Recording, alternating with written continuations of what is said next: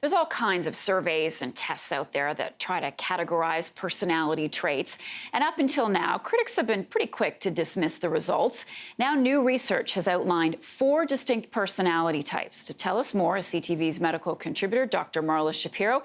Dr. Shapiro, I don't think the newsroom has been more excited about a health hit ever, because we're all fascinated by these studies. We want to know what category we fall into.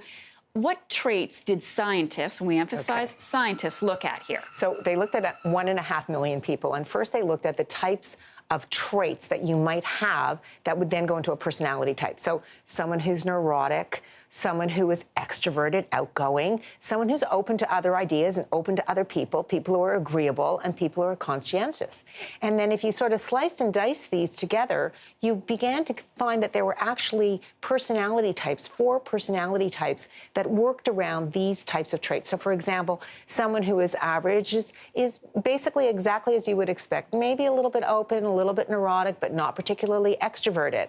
Someone who's reserved, they melt right back into, the woodwork. They're not really open. They're not really jumping in, but they might be someone who you want to do, for example, a worker bee, someone who's reserved and going to do the work and not make any waves. Self-centered. So those typically, you want to think of self-centered, think of teen boys.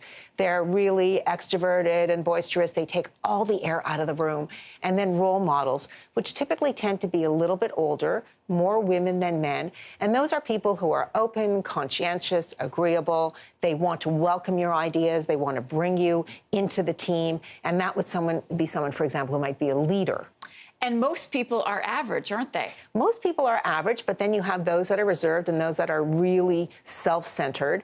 And never mind as a workplace who you want to fit. Just think of yourself in terms of trying to find a partner in life. So if, you're really reserved, you might find someone who is really extroverted and self-centered to be too much for you, really forcing you back into the background even more, as opposed to being with someone who might be more of a mentor or a role model to bring you along and encourage you to open up a little more. And as you mentioned, this was a really big study. 1.5 million. It is fascinating, at least to me, that there are only 4 personality types in this world. We all think we're so different and unique. I think we may all be different and unique in our own ways, but blending some of these traits together, if you happen to be, a little bit neurotic and not open, well, you're not really going to be a leader. You're not someone who's going to be able to put that aside because you're always going to be too anxious. So, we've always used these personality types and these tests really for employment opportunities to see who might match.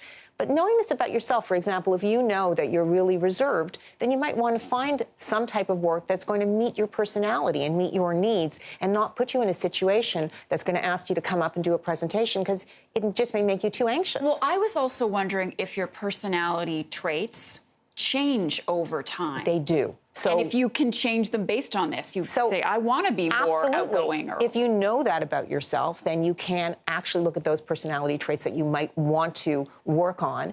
We know that as you grow, you're more likely to become a mentor and a role model. It's something that often happens with ages and security.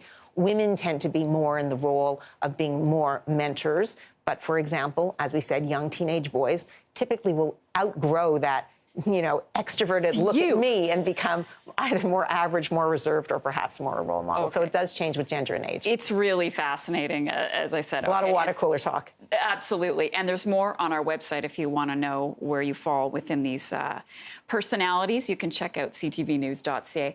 Dr. Marla Shapiro, thank you so much. That was great stuff. My pleasure.